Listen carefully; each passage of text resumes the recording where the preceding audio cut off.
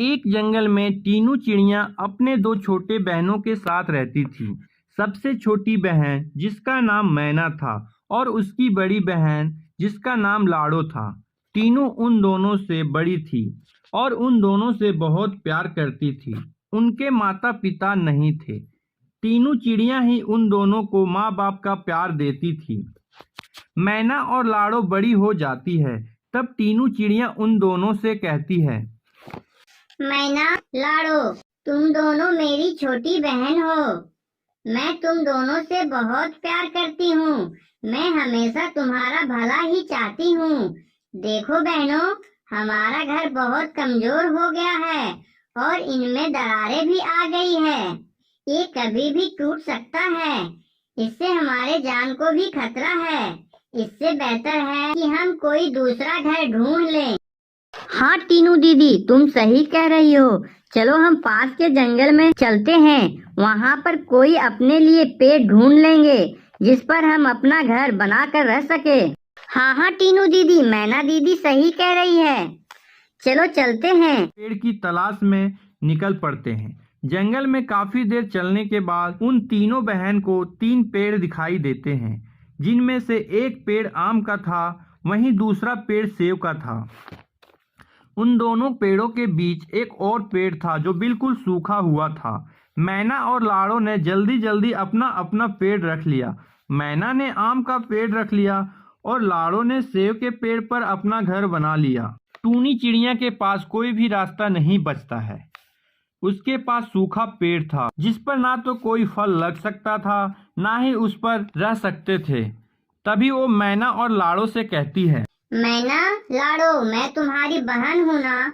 मैं नहीं चाहती कि हम तीनों अलग अलग रहे। क्यों ना हम तीनों एक साथ घर बनाकर रहें। हम हमेशा से तो एक साथ रहे हैं, तो अब भला अलग कैसे रह सकते हैं। मैं तुम दोनों से अलग नहीं रह सकती।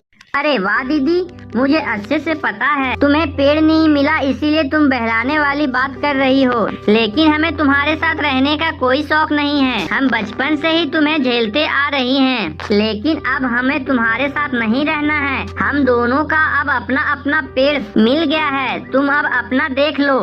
तीनों चिड़िया मैना से कहती है, मैना, तू तो कुछ बोल। तू मेरी सबसे छोटी और सबसे प्यारी बहन है। मैं तुझसे सबसे ज्यादा प्यार करती हूँ। तू तो मुझे अपने साथ रखेगी ना।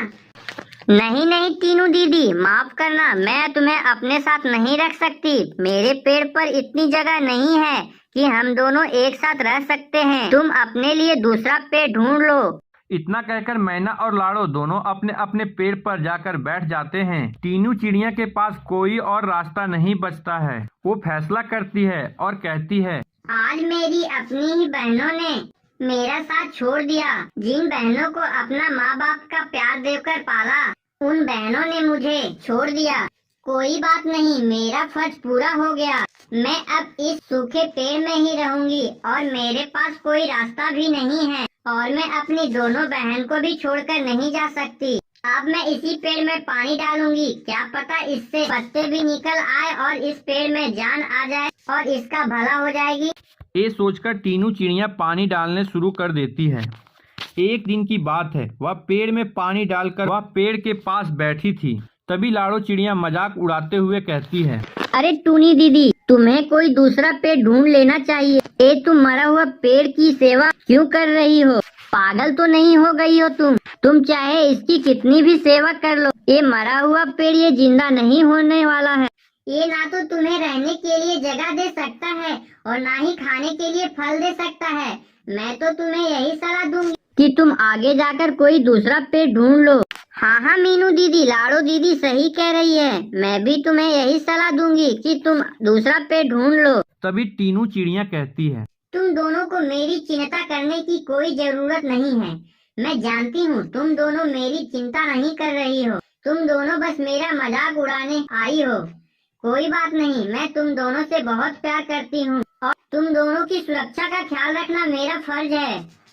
माँ और पिताजी ने मरते वक्त मुझसे कहा था कि मैं तुम दोनों का माँ बाप बनकर ख्याल रखूंगी। तो मैं तुम्हें यहाँ से छोड़कर कैसे जा सकती हूँ। ठीक है दीदी, जैसी तुम्हारी मर्जी, जो करना है करो, हमें क्या करना।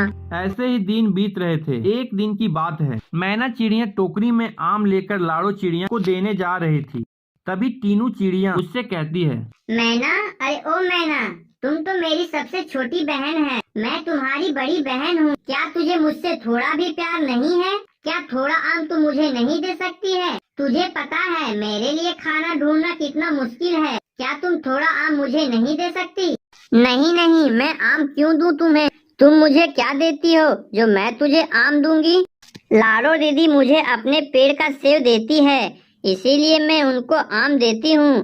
पर मैं तुझे आम क्यों दूं? तुम मुझे कौन सा कुछ दे रही हो? कोई बात नहीं मैना, मेरा तो तुम्हारी बातों से ही पेट भर गया। बहन जा लाडो को आम दे आ, वही तो तुम्हारी बहन है। मैं तेरी अब कुछ भी नहीं हूँ।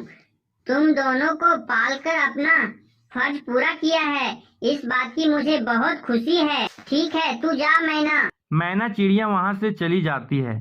इसी तरह कुछ दिन के बाद तीनों चिड़िया के उस सूखे पेड़ पर पत्ते निकल आते हैं। यह देखकर वह तीनों चिड़िया कहती है, अरे वाह, इस पेड़ में तो पत्ते निकल आए, पर ये तो मरा हुआ पेड़ था ना।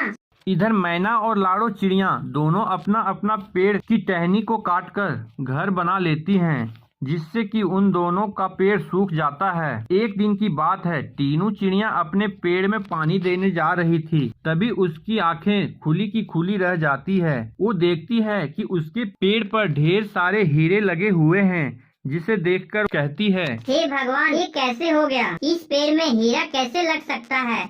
तो वो पेड़ कहता है, टीनू, मेरे पेड़ में हीरा है। दरअसल मैं एक जादू हीरा का पेड़ हूँ। मेरी देखभाल नहीं किया गया, इसीलिए मैं सूख गया था। लेकिन तू मेरी देखभाल करके मुझे फिर से जिंदा कर दिया है। मैं तुम्हारा एहसान कभी नहीं भूलूंगा।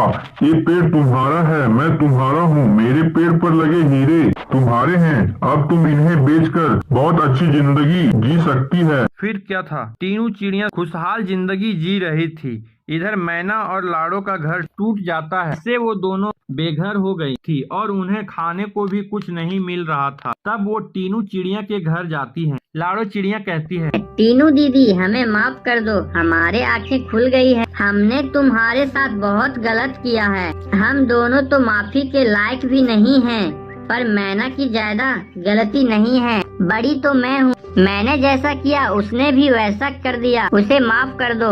दीदी, भले ही तुम मुझसे नफरत करना, पर मैना को अपने साथ रखना। हमारा घर टूट गया है। तुम क्या कह रही हो लाडो? तुम भी मेरी बहन हो और मैना भी हमारी बहन है।